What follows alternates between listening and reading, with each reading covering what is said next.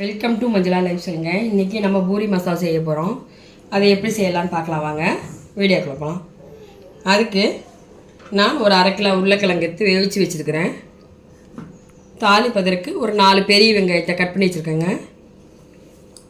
ஒரு 5-6 பச்சை மிளகா கட் பண்ணி வச்சுருக்கேங்க. இப்போ கடுகு உளுத்தம் பருப்பு, கடலைப்பருப்பு, சோம்பும் பொட்டுக்கல்லையும் நம்ம அரைச்சிக்கலாங்க, பொடி பண்ணிக்கலாம். மஞ்சத்தூள், மல்லி கருவேப்பிலை, தாளிப்பதற்கு ஆயிலுங்க. இதை வச்சு நம்ம எப்படி செய்யலாம் பார்க்கலாம் வாங்க. ஒரு 100 கிராம் பொட்டுக்கல்லை எடுத்துருக்கேங்க. இதை நம்ம மிக்சியில் போட்டுக்கலாங்க.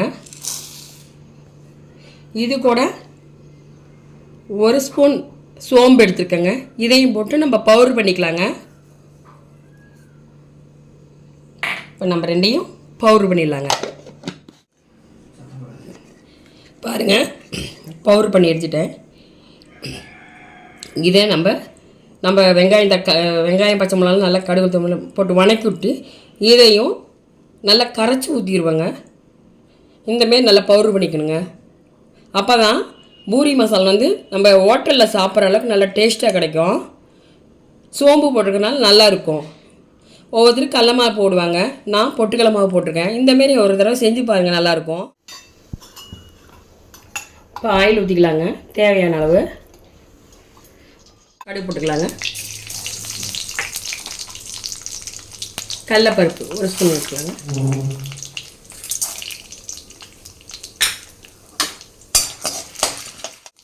கடுகு கடலைப்பருப்பு பொரிஞ்சு வச்சு நம்ம பச்சை மிளகா சேர்த்துக்கலாங்க.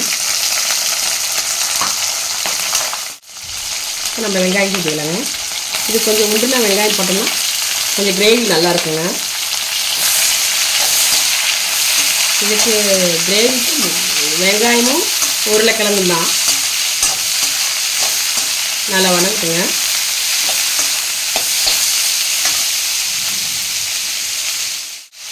கால் டீஸ்பூன் மஞ்சத்தூள் போட்டுக்கலாங்க.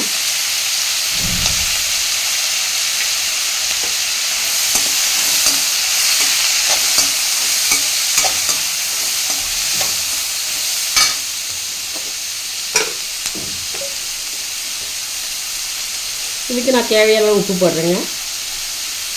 நான் கல் உப்பே போடுறேன். நீங்கள் வேணால் கூட தூள் போட்டுக்கலாம். வெங்காயம் சீக்கிரம் வணங்கிரும். கொத்தமல்லி கருத்தில் போட்டுக்கலாங்க.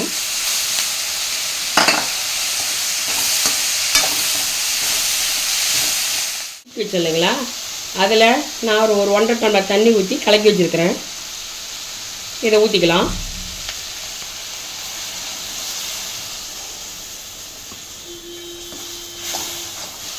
இன்னும் கொஞ்சம் தண்ணி ஊற்றிக்கலாங்க. இது ஊற்றிக்கிறேன். நான் ஒரு டம்ளர் சேர்த்திக்கிட்டேன். கெட்டியாக இருக்குது. இப்போ நம்ம உருளைக்கிழங்கு போட்டால் இன்னும் கெட்டியாயிரும். இப்போ நம்ம வேணுங்கிற அளவு தண்ணி ஊற்றிக்கலாங்க. நான் இன்னும் கொஞ்சம் தண்ணி சேர்க்குறேங்க.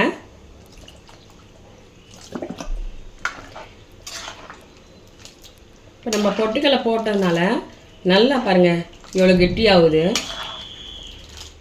இப்போ நான் வேவிச்ச உருளைக்கிழங்கு இந்தமாரி ரொம்ப கொலன்னு பிணையாமல் ஓரளவுக்கு இந்தமாரி இருக்க மாரி இது பண்ணிக்கோங்க. இதை நம்ம போட்டுக்கலாம்.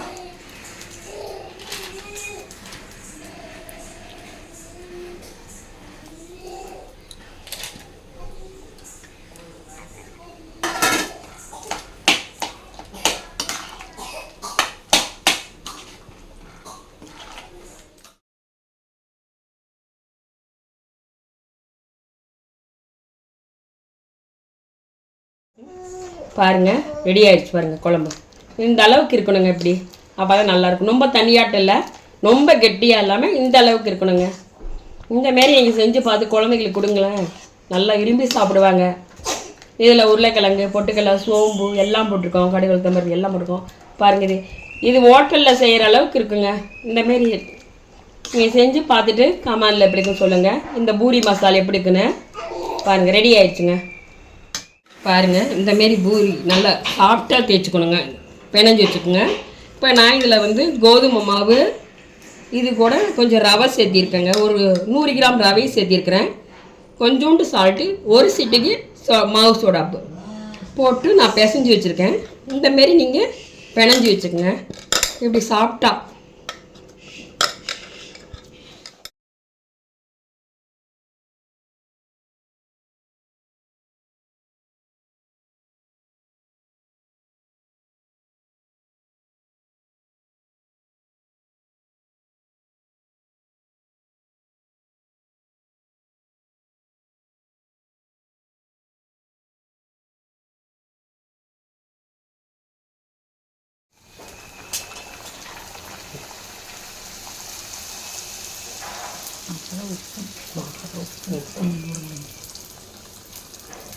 பாருங்கள் எப்படி புஷ்ஷுன்னு உப்பி வருது பாருங்கள்.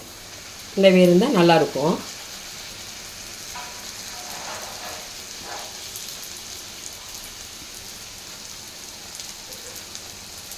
ரவை போட்டிங்கன்னா கொஞ்சம் நம்ம ஒரு 1/2 கிலோ மாவுக்கு ஒரு 100 கிராம் ரவை போட்டு பிசைஞ்சிங்கன்னா நல்ல ரொம்ப ஒரு மாதிரி இல்லாமல் நல்லா பொறுன்னு நல்லா இருக்குங்க.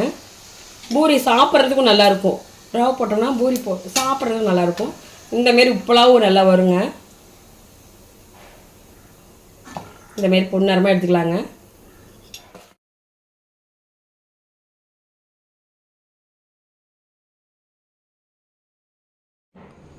பூரி மசால் ரெடி ஆயிடுச்சுங்க. பாருங்கள் மசாலா இந்த அளவுக்கு இருக்குது. இது நம்ம தொட்டு சாப்பிடலாம் நல்லாயிருக்கும். இந்தமாரி பூரி மசாலா இந்தமாரி செஞ்சு கொடுங்க. நீங்கள் இந்தமாரி செஞ்சு கொடுத்தீங்கன்னா குழந்தைங்க ரொம்ப விரும்பி சாப்பிடுவாங்க. நீங்கள் வீட்டில் செஞ்சு பார்த்துட்டு எப்படி இருக்குன்னு சொல்லுங்கள். வாங்க சாப்பிட்லாம்.